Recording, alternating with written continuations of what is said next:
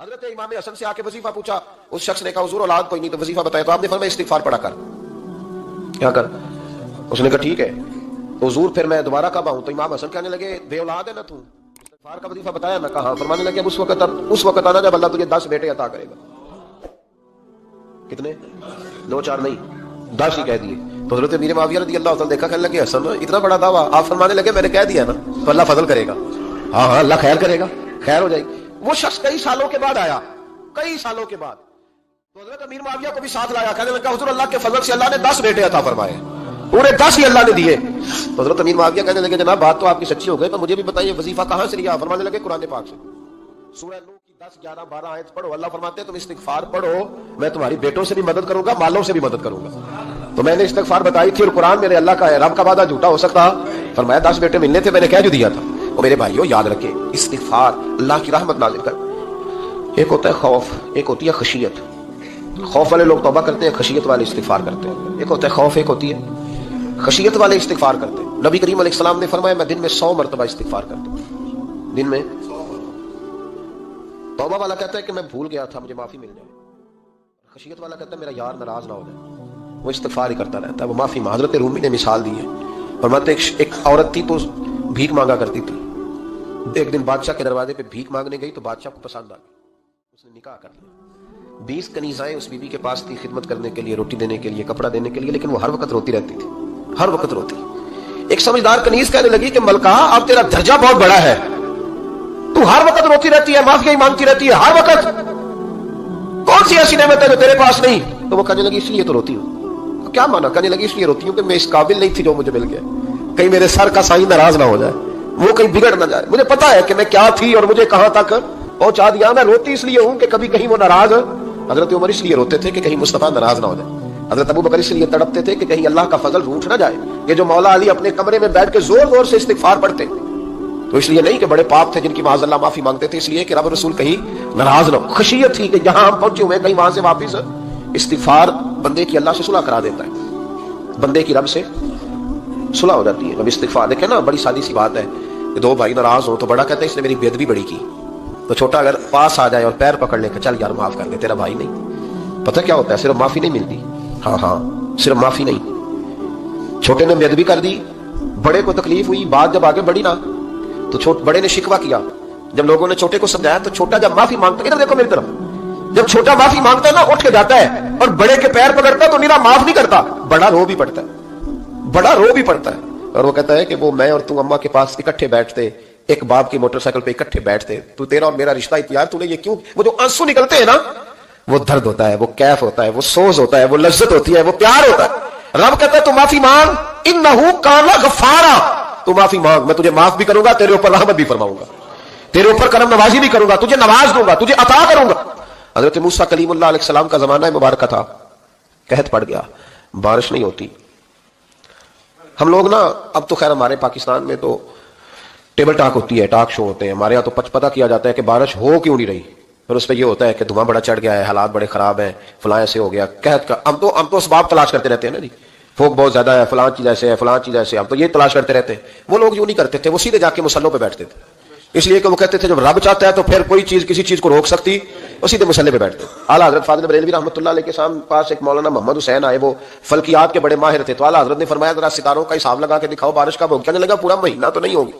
تو اعلیٰ حضرت رحمۃ اللہ علیہ فرمانے لگے کہو کہ میرا علم کہتا ہے مہینہ نہیں ہوگی، اللہ چاہے تو ابھی ہو سکتی ہے۔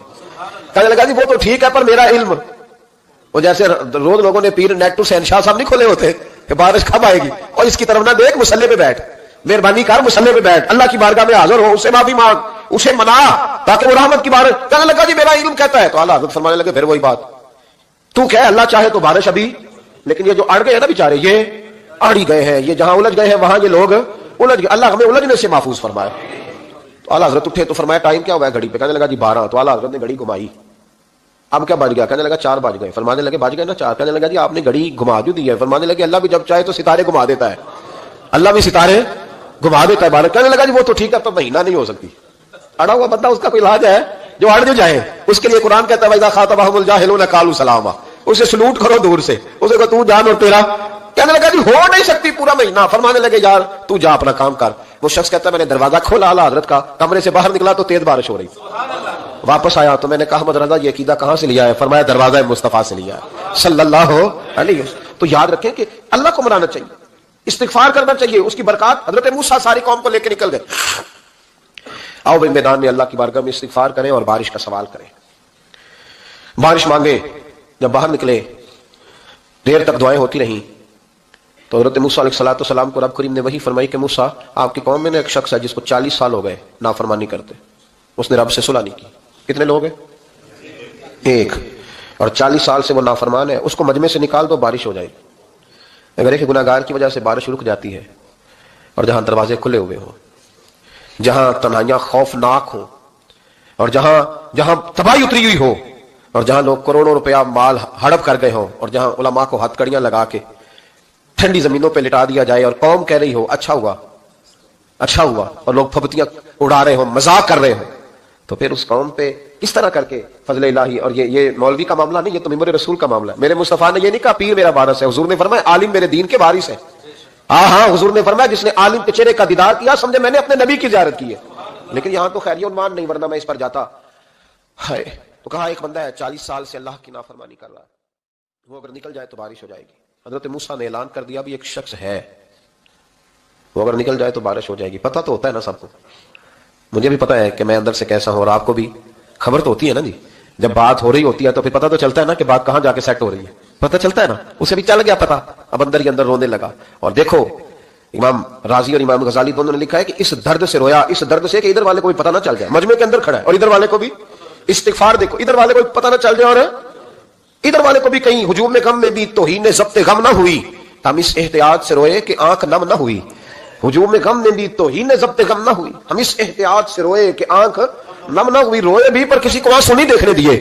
اب اس درد سے کہتا ہے اللہ تو تو معاف کرنے والا ہے نا، تو معاف کرتا ہے، پردہ پوشی کرتا ہے، اور مالک اگر لوگوں کو پتہ چل گیا تو میرے تو بچوں کا بھی جینا حرام کر دے گا، یا اللہ میری تو آنے والی نسل بھی تڑپ کے وقت گزارے گی۔ مالک تو معاف کر دیا کرتا ہے، لوگ نہیں معاف کرتے۔ اے اللہ یہ میری خوبیاں بھول جائیں گے، میری خامیوں پر بات، مالک میں یہ ذلت نہیں برداشت کر سکتا، فضل فرما۔ حضرت موسیٰ نے دوبارہ اعلان کیا نکلتے ہو کہ نہیں نکلتے؟ پھر تڑپا، خدا بندہ مجھے بے آبرو نہ کر، یہ ذلت اور رسوائیاں یہ نہیں برداشت ہوتی، اللہ درگزر۔ حضرت موسیٰ نے تیسرا اعلان کیا نکلتا ہے یا میں پھر اس کا نام لوں، اللہ سے پوچھ کے نام لوں اس کا، بتاؤ کون ہے؟ اب تو تڑپ گیا، کہنے لگا مالک میں تیری بارگاہ میں استغفار کرتا ہوں، آئندہ نہیں کرتا، آئندہ نہیں کرتا۔ یہ لفظ ادا کیے، بندہ کوئی بھی نہیں نکلا، رب کریم نے بارش عطا کر دی، تیز بارش، جب برسی نا تیز بارش، لوگ تو نہیں دیکھ کے دوڑ گئے۔ تو حضرت موسیٰ کہنے لگا یا اللہ مجھے بھی تو بتا، تو نے کہا تھا کہ جب تک بندہ نہیں نکلتا بارش نہیں ہوگی، تو نکلا کوئی بھی نہیں، بارش ہو گئی، ماجرا کیا ہے؟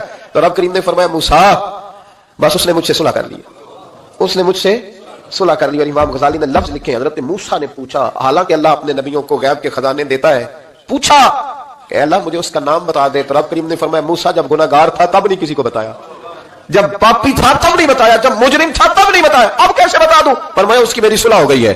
اور فرمایا جو بارش نہیں نہ ہو رہی تھی وہ بھی اس کی وجہ سے نہیں ہو رہی تھی، اب جو ہوئی ہے نا تو یہ بھی اسی کی وجہ سے ہوئی ہے، یہ بارش اب جو ہوئی ہے تو یہ بھی یہ اس گناہگار کے سبب سے۔ اپنی راتیں اللہ کے ساتھ گزارے، مصلی پہ بیٹھے۔ میرے صاحب رحمۃ اللہ علیہ سے جب کو کہتا نا کہ بڑا پریشان ہوں تو کچھ بتائیں، تو فرماتے آج رات مصلی پہ بیٹھ کے اپنے رب سے بات کرنا، میں بھی بات کروں۔ بندوں کو دکھ بتانے سے عزت میں کمی آتی ہے، اور اگر اللہ کو بندہ اپنے دکھ بتائے تو اللہ عزتیں بڑھا دیتا ہے۔ ترمذی شریف کی حدیث ہے، نبی پاک علیہ السلام نے فرمایا اگر تو دنیا داروں کو دکھ بتائے گا تو اللہ تجھے غنی نہیں کرے گا، اور اگر تو اپنے رب کو بتائے گا تو اللہ بڑی جلدی تجھے دنیا سے بے نیاز کر دے گا، تجھے لوگوں کی ضرورت نہیں رہے گی۔ استغفار کریں، کثرت سے کریں، ذوق سے کریں، مصلی آباد رکھیں، ہر شے دیکھو نا، جس طرح کھانے کی میز آباد رہتی ہے، بستر آباد رہتا ہے، ہمارے دیگر معاملات، اگر مصلی نہ آباد رہے تو روح بے چین رہتی ہے، طبیعت بے قرار رہتی ہے۔ انسان میں نے دیکھا ہے بڑے بڑے سمجھدار لوگ پاگلوں جیسی زندگی گزار رہے ہیں، بولتے جا رہے ہیں، بولتے جا رہے ہیں، بولتے جا رہے ہیں، ایسے کسی کو کوئی خبر کہ 6 فون اٹھائے ہوئے ہیں، ایسے جیسے ڈسٹرب ہو گئے مینٹلی طور پر۔ وجہ کیا ہے کہ ان سے جان نہیں چھڑاتے۔ کبھی سارے موبائل بند کر کے نا، سارے بچے ہر چیز سائڈ پہ کر کے مصلی پہ بھی آنا چاہیے۔ اور مالک تو بڑا ہی کریم ہے، اللہ تو بڑے کنز المال کی حدیث سنا کے بعد سمیٹتا ہوں۔ نبی پاک صلی اللہ تعالی وسلم فرماتے ہیں ایک شخص تھا بنی اسرائیل میں، بڑا مالدار تھا، تو پھر اس پہ غربت آ گئی۔ جب غربت آئی تو رو پڑا، کہنے لگا اللہ میں غریب ہو گیا ہوں، میری مدد فرما، میں نے بڑی نافرمانی کی ہے تیری۔ مالدار جب تھا تو بڑی موج کیا، اللہ میں نے بڑی اب نہیں کروں گا، مجھے اس غربت سے نکال۔ تو اللہ نے فرشتوں سے کہا کہ دے دو جو مانگتا ہے۔ فرشتے کہنے لگے یا اللہ یہ توبہ کر کے نہیں آیا، ڈر کے نہیں آیا، یہ تو الجھ گیا تب آیا ہے، یہ تجھ سے ڈر کے ہوتا ہے نا ایسے کہ لوگ اللہ سے نہیں ڈرتے جتنا غربتوں سے معاذ اللہ ڈرتے ہیں۔ یا اللہ یہ تو وہ الجھ گیا تب آیا۔ تو اللہ نے فرمایا پتہ مجھے بھی ہے، لیکن آ تو گیا ہے نا، چلو دے دو۔ تو کہا یا اللہ اگر دے دیا تو دوبارہ نہیں آئے گا، فرمایا اس کا بھی مجھے پتا ہے، تم دے دو. اسے دے دیا. جب دولت مل گئی نا تو کہنے لگا اوہو وہ تو میں نے اس طریقہ سے استعمال کیا اس لیے کامیاب ہو گیا. پھر کچھ وقت گزرا تو پھر الجھ گیا، پھر قرضے چڑھ گئے، پھر سارے علاج کہنے لگا یا اللہ اب نہیں کرتا، اب معاف کر دے. 70 دفعہ توبہ کی اور 70 دفعہ توڑی. حبیب کریم فرماتے ایک دن بستر پہ تھا، آسانی تھی، 70 دفعہ فرشتوں نے کہا یا اللہ یہ جھوٹا ہے، جھوٹ بولتا ہے، یہ تو غربت ہے، یہ تو تیری بارگاہ میں آیا ورنہ کبھی نہ آتا، بیمار ہوا ہے تو آیا، اس کا تو بچہ بیمار ہوا ہے تو آیا ورنہ کبھی نہ آتا. 70 دفعہ توبہ توڑی. ایک دن رات کو بستر پہ لیٹا تھا، دولتیں بھی تھی، آسانیاں بھی تھی، دل میں خیال آیا میں کتنا جھوٹا ہوں، جب الجھ جاتا ہوں تو اس کے دروازے پہ جاتا ہوں اور وہ کتنا قریب ہے، مجھے خالی نہیں لوٹاتا.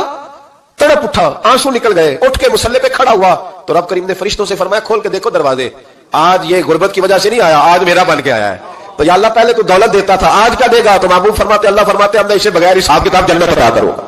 استغفار کریں، اس کے حضور حاضری دیں.